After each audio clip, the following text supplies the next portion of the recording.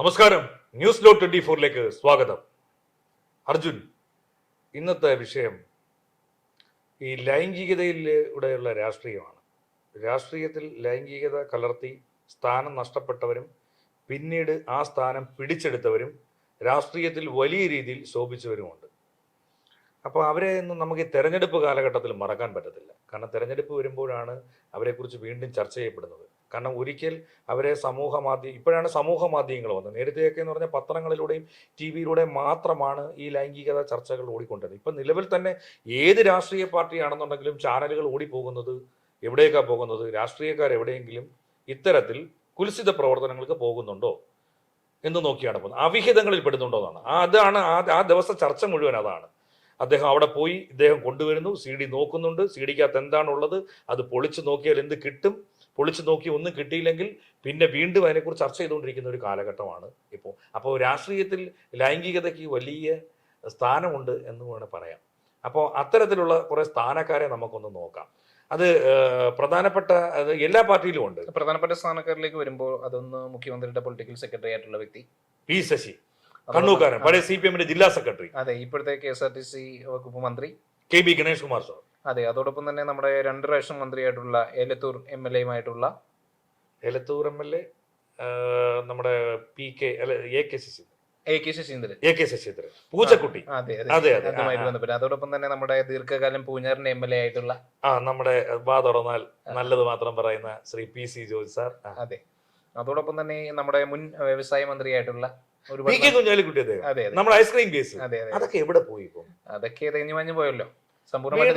Latest ആയിട്ട് വീണ്ടും വരുന്നുണ്ടല്ലോ ചില സംഭവങ്ങൾ. പിന്നെ നമ്മുടെ ഈ സ്വപ്നയടക്കം ഉള്ള നമ്മുടെ കഴക്കൂട്ടം MLA ആയിട്ടുള്ള നമ്മുടെ മുൻ ദേവസ്വം മന്ത്രിയായിട്ടുള്ള കടകംപള്ളി സുരേന്ദ്രൻ വോയിസ് ക്ലിപ്പ് ഇറങ്ങിയത് അതുമായിട്ട് ബന്ധപ്പെട്ട്. പിന്നെ നമ്മുടെ മുൻ ഗുരുവായൂർ MLA ആയിട്ടുള്ള PT കുഞ്ഞുമുഹമ്മദ്. അത് ഈ അടുത്തിടയ്ക്ക് അദ്ദേഹത്തിനെ കുറിച്ച് ഒരു ആരോപണം കൊടുത്തിട്ട് FIR ഇടാന്നൊക്കെ പറയുന്നു. എനിക്കൊന്ന് ആച്ചി പിന്നെ അങ്ങനെ ഒരു അല്ലെ അവരുമായിട്ട് ബന്ധപ്പെട്ടിട്ട് അത് FIR ഇട്ടില്ലെന്ന് തോന്നുന്നു. പക്ഷെ ആ സമയത്ത് തന്നെ തോന്നുന്നു നമ്മുടെ പാലക്കാട്ട് അദ്ദേഹത്തിന്റെ പേരിലും രാഹുലിന്റെ പേരിലും ഏറ്റവും ഒടുവിൽ നമുക്ക് പാലക്കാട് അസറ്റ് ആയിട്ടുള്ള രാഹുൽ മാങ്കൂട്ടം അദ്ദേഹത്തിന്റെ സംഭവം സ്പ്രെഡായി.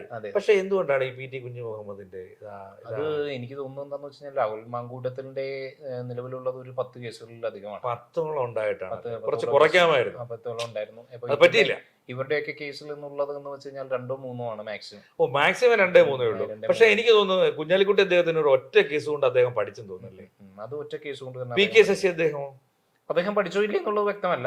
അതിന് താഴോട്ടുള്ള കുറെ പേരൊക്കെ പറയുന്നത് അതിന് പാർട്ടി ന്യായീകരണം കൊണ്ടുവന്നിട്ടുണ്ടായിരുന്നല്ലോ. തീവ്രത കുറഞ്ഞ പീഡനമാണ് എന്ന് പറഞ്ഞു. തീവ്രത പാർട്ടിക്ക് ഇതിന് സ്കെയിലൊക്കെ ഉണ്ടല്ലേ, സ്കെയിലുണ്ട്. തീവ്രത കുറഞ്ഞ പീഡനമാണ്. അദ്ദേഹം ഇപ്പം എനിക്ക് തോന്നുന്നു പാർട്ടിയുടെ വീണ്ടും തലപ്പത്ത് നിന്ന് കൈകാര്യം ചെയ്യണം. പിന്നെ അതോടൊപ്പം തന്നെ ഇപ്പൊ ഏറ്റവും ഒടുവിൽ വന്നിട്ടുള്ള ഒരു വിവാദം എന്ന് പറയുന്നത് ശ്രീ സാദിഖ് അലി ശിഹാബ് തങ്ങൾക്കെതിരെ മുസ്ലിം ലീഗിന്റെ പരമോന്നത നേതാവ്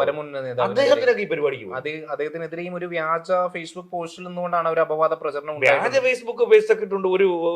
ഒരു പോസ്റ്റ് ഇട്ടുകൊണ്ട് ഒരു മതത്തിന്റെ അല്ലെന്നുണ്ടെങ്കിൽ ഒരു പാർട്ടിയുടെ ഒരു പരമോന്നത നേതാവിനെയൊക്കെ കളിയാക്കുമെന്ന് പറഞ്ഞാൽ അത് ശരിയായ സമീപനമാണോ? അദ്ദേഹത്തെ സംബന്ധിച്ചിടത്തോളം അദ്ദേഹം മതേതര കേരളത്തിന്റെ ഒരു സൂര്യ തേജസ് അല്ലേ? സൂര്യ തേജസ് ആണല്ലേ? സൂര്യ തേജസ് ആണല്ലോ, അതിൽ യാതൊരു സംശയവുമില്ല. നമ്മുടെ കേരളത്തിലെ മുസ്ലിം സമൂഹത്തിന്റെ ആത്മീയമായിട്ടുള്ള ഒരു നേതാവാണ് അദ്ദേഹം. ആത്മീയമായിട്ടും പൊളിറ്റിക്കലായിട്ടും ഉള്ള ഒരു നേതാവാണല്ലോ അദ്ദേഹം. അപ്പൊ വ്യാജ ഫേസ്ബുക്കിൽ നിന്നാണ് അദ്ദേഹത്തെ വ്യാജ ഫേസ്ബുക്ക് പോസ്റ്റിൽ നിന്നുകൊണ്ട് മനഃപൂർവ്വമാണോ അതോ ഇനി അദ്ദേഹത്തെ കരിവാരി തേക്കാനാണോ അതോ ഇനി റിയാലിറ്റി ഉണ്ടോ? അതിനെതിരെ ഇപ്പോ അന്വേഷണം ആരംഭിച്ചിട്ടുണ്ട്. ആ അക്കൗണ്ട് എനിക്ക് തോന്നുന്നു അക്കൗണ്ട് ഡിസേബിൾ ആയിട്ടുണ്ട്. അക്കൗണ്ട് ഉടനെ ഒരാളെ അപകീർത്തിപ്പെടുത്താൻ വേണ്ടി മനഃപൂർവ്വം ചെയ്തതാണോ അല്ലയോ എന്നുള്ള ഒരു കൺക്ലൂഷൻ ഒന്നിലേക്കൊന്നും എത്താൻ നമ്മളായിട്ടില്ല കൂടുതൽ.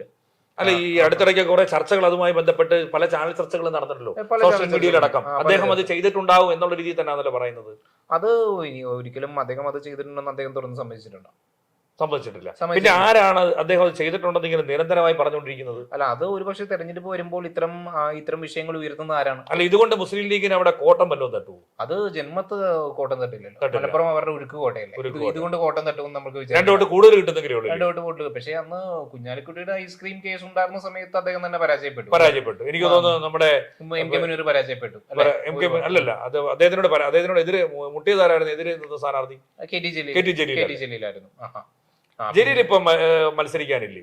തവനൂർ വീണ്ടും മത്സരിക്കുന്നുണ്ടല്ലോ. അതോടൊപ്പം തന്നെ നമ്മുടെ CPM ചിഹ്നത്തിലല്ലേ? അല്ല, അത് ഇത് ഈ കേസ് പറഞ്ഞു വരുന്നത്. അതോടൊപ്പം തന്നെ നമ്മുടെ ജലീലിനെതിരെ എന്തോ ഒരു ആരോപണം വന്നില്ലായിരുന്നു? ജലീലിനെതിരെ വന്നിട്ടുള്ള ആരോപണം എന്ന് പറയുന്നത് ജലീലിന്റെ സൂപ്രണ്ടിനെതിരെ വന്നിട്ടുള്ള ആരോപണമായിരുന്നു. ഒരു ലേഡിയുമായി ബന്ധപ്പെട്ടുകൊണ്ട് ഒരു ഗവൺമെന്റ് ഈ രാഷ്ട്രീയത്തിലൊക്കെ ഈ രാഷ്ട്രീയ ആ ഒരു സൂപ്രണ്ട് അപമര്യാദയായ ലേഡിയോട് പെരുമാറി. എന്നിട്ട് ആ ലേഡി KT ജലീലിനോട് പരാതിപ്പെട്ടിട്ടും അദ്ദേഹം യാതൊരു നടപടി എടുത്തില്ല എന്നുള്ളതാണ് ആ ലേഡി പറയുന്നത്.